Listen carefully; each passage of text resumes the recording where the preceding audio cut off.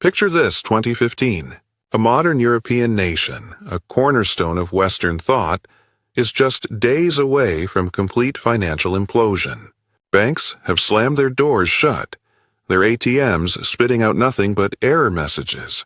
Cash withdrawals are being strictly rationed as if it were a wartime commodity. For millions of retirees, pensions have been frozen solid.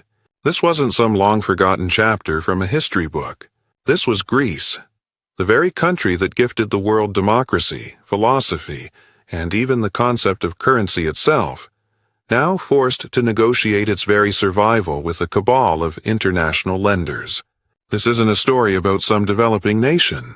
Greece was a full-fledged member of the Eurozone, part of the exclusive club of the European Union, operating with one of the most stable and powerful currencies on the planet. And yet there it was, teetering on the brink of default, its economic pulse fading like a dying empire. So, it was a terrifying, real-world stress test of the entire global financial system. It became a masterclass in how sovereign debt can be weaponized, turning a nation's borrowing into a political leash. And it revealed, with brutal clarity, just how quickly the very idea of national sovereignty can dissolve when the money finally runs out. To understand the crash, we have to rewind the tape. The seeds of this spectacular disaster were sown long before the panicked headlines. In 2001, Greece hit the jackpot. It was welcomed into the euro, a move that suddenly gave it the keys to the financial kingdom. Access to incredibly cheap credit. For decades, Greece had been the financial equivalent of that one friend who always has a high-interest credit card maxed out. But by adopting the euro, global markets, in a stunning lapse of judgment, started believing Greek debt was as safe as rock-solid German bonds. Suddenly, Greece could borrow at interest rates so low they were practically giving the money away. And boy, did they borrow. It was a national spending spree of epic proportions. Public spending went through the roof. Grand infrastructure projects, including the dazzling but obscenely expensive 2004 Athens Olympics, bloomed across the country. Public sector salaries swelled. But while some of that borrowed cash built new roads and airports, a huge chunk of it was simply fed into a bloated, inefficient bureaucracy and a tax system that was, to put it mildly, more of a suggestion than a rule. Corruption was a national sport, and tax evasion was an art form. The government's revenues couldn't possibly keep up with its expenses.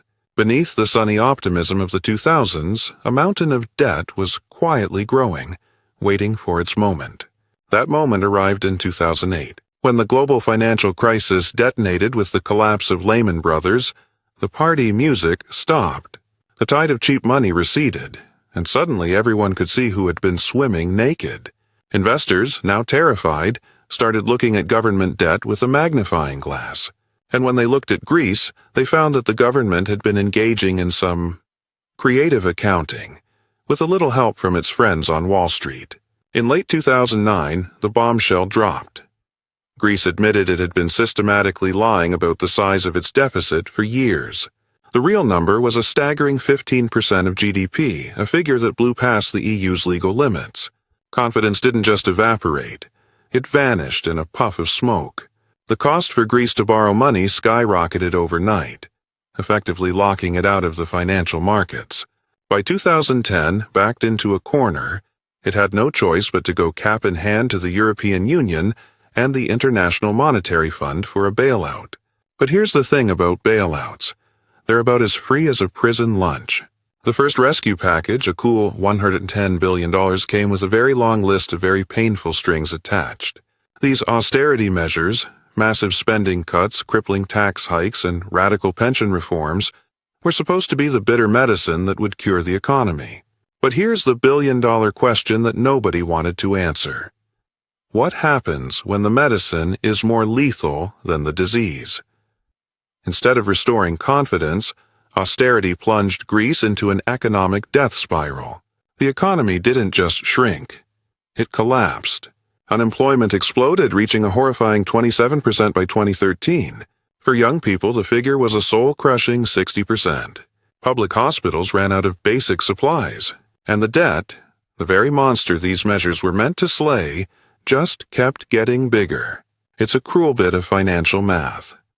When your economy shrinks, your debt-to-GDP ratio gets worse, even if you're making payments. By 2012, it was clear the first bailout had been a catastrophic failure. Greece needed a second one, this time for $130 billion, which included a massive haircut for private investors, a fancy term for a partial default. Still, the debt burden remained unbearable. The crisis dragged on, a slow-motion car crash that lasted for years.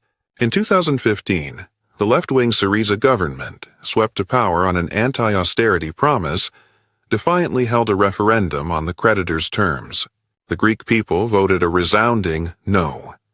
Days later, their government capitulated and agreed to an even harsher deal. Why? Because the alternative, crashing out of the euro and printing a new worthless drachma, was unthinkable. At that moment, Greece's economic sovereignty was gone. The most critical decisions about its budget, its taxes, and its future were no longer being made in Athens. They were dictated by a shadowy group known as the Troika, the European Commission, the European Central Bank, and the IMF. This wasn't a military occupation. It was a financial one, a modern form of colonialism waged with spreadsheets instead of soldiers. This playbook isn't new. In the 19th century, the Ottoman Empire, crippled by defaults, had to surrender control of its tax revenues to European creditors. Egypt suffered the same fate in the 1870s after borrowing lavishly to modernize. When it couldn't pay, Britain and France stepped in, not just as lenders but as administrators. In both cases, the flag still flew and the local rulers kept their titles, but the real power lay with the bankers. This is precisely what happened to Greece. The Troika became a shadow government, pulling the strings from Brussels and Washington. And this is where the story of Greece stops being about them and starts being about us. The forces that brought a modern European nation to its knees are still very much at work today across the globe. Look at the debt crises brewing in Sri Lanka, Pakistan, and Argentina. The names and the flags are different, but the script is identical. Borrow heavily when times are good. Face a crisis when the markets turn, and ultimately surrender your decision-making to external creditors. And don't think for a second that this is just a problem for developing nations. Italy is groaning under one of the heaviest debt loads in the Eurozone. Japan's public debt is over 250% of its economy. Even the United States, which has the ultimate cheat code of printing the world's reserve currency, has watched its national debt soar past $34 trillion. Large economies can delay the day of reckoning, but delay is not the same as immunity. The real lesson from Greece wasn't about accounting figures. It was about the catastrophic loss of flexibility. When you can't print your own currency to devalue your way out of trouble, when you are completely dependent on others to finance your government, you are no longer in the driver's seat. Your choices are no longer your own. That's the existential danger of debt for a nation or an individual. It's invisible and painless when the good times are rolling, but the moment confidence falters, the people who lent you money are no longer just your creditors. They become your masters. The fall of Greece wasn't a collapse in the ancient sense.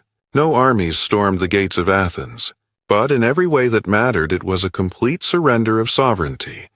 A silent coup, executed not by generals, but by bankers. And it happened right in the heart of the modern world, under the very watch of the institutions designed to prevent it. History, as they say, doesn't repeat itself, but it certainly rhymes. And when you see a nation that gave us democracy lose its own, you begin to understand just how fragile our financial freedom really is.